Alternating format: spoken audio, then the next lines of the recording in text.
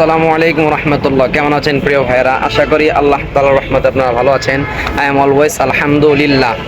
এই মুহূর্তেও আমি প্রত্যেকবারই আমার একই অবস্থা, আমি ভিডিও চালু করার কারণ না পাইলে চালু করি না। এই যে এখন একটা কারণ আপনার বলি, কারণটা ভাই কি সুন্দর দৃশ্য হচ্ছেন।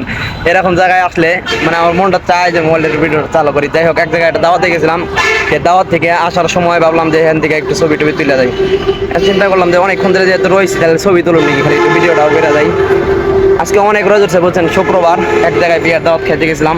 সেই বিয়ের দাওয়াতটা খাইয়ে আসার এই দৃশ্যটা দেখে অনেক ভালো লাগতেছিল। তো চিন্তা করলাম যে তাদের ছবি তুলি। ছবি তুলতে তুলতে অরণে গেছি, এখন ওরা তুলতেছে, এমন করে আমার তুলে দিছে। আমার কাছে ভালো লাগে সবসময়, বলি আমি খালি এইগুলাই বলি সবসময়, যে আমার কাছে এরকম পরিষ্কার আকাশ দেখলে, সুন্দর আকাশ দেখলে অনেক ভালো লাগে।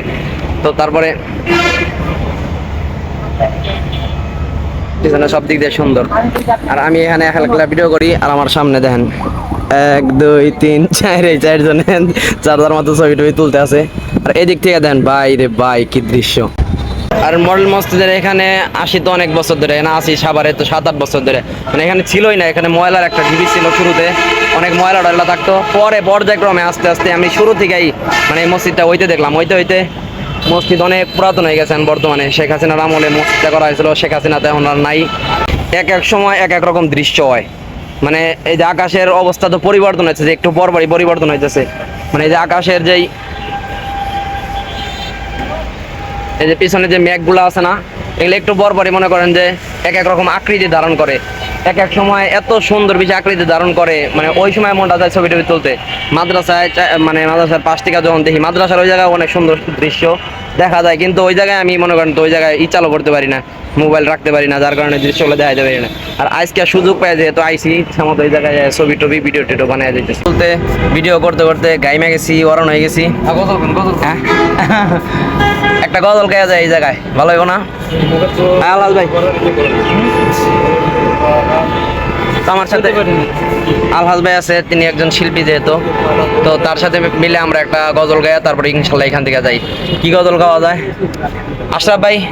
কি গজল গাওয়া যায় বলেন? আপনি কোন গজল শুনতে আমাদের কাছ থেকে পছন্দ করবেন, বা আপনি আমাদের সাথে গাইবেন? এটা পুরাপুরি পারি না, এটা একটু সুন্দর মনোরম দৃশ্য। আচ্ছা, আমরা দেখি কোন গজল কইতে পারি। রাত্রি হলো ডুবলো বেলা, তুমি কেন নেই পাশে মা,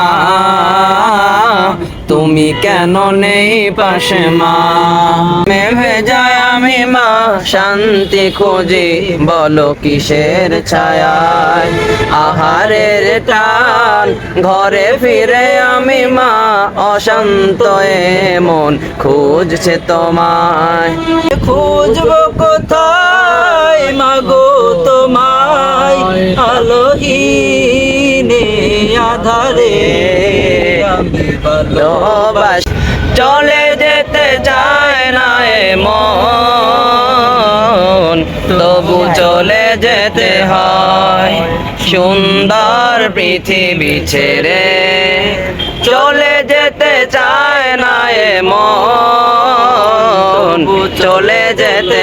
খুঁটিহীন নীলাকাশ ভুবন মাঝে তুমি কুদরতি ইশারায় রেখেছো, এই শ্যামল পৃথিবীর চিত্রখানি তুমি নিপুণ তোমার হাতে এঁকেছো।